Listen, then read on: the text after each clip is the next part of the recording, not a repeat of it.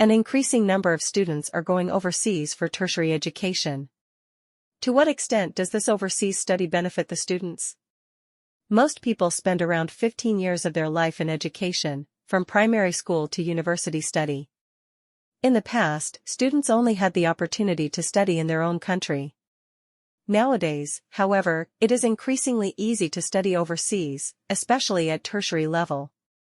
Tertiary education, also called post-secondary education, is the period of study spent at university. As the final aspect of schooling before a person begins their working life, it is arguably the most important stage of their education.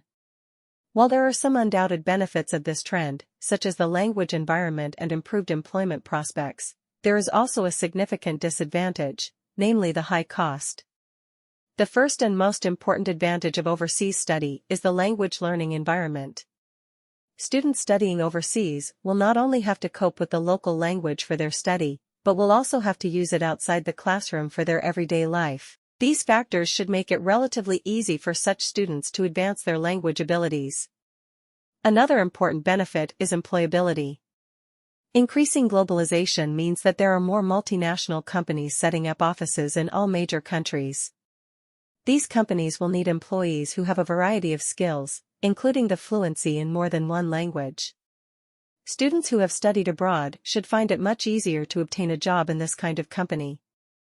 There are, however, some disadvantages to overseas study which must be considered, the most notable of which is the expense. In addition to the cost of travel, which in itself is not inconsiderable, overseas students are required to pay tuition fees which are usually much higher than those of local students.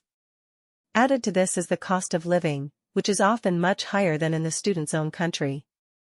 Although scholarships may be available for overseas students, there are usually very few of these, most of which will only cover a fraction of the cost. Overseas study, therefore, constitutes a considerable expense.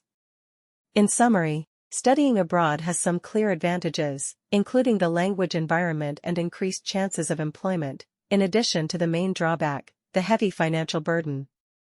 I believe that this experience is worthwhile for those students whose families can readily afford the expense. Students without such strong financial support should consider carefully whether the high cost outweighs the benefits to be gained.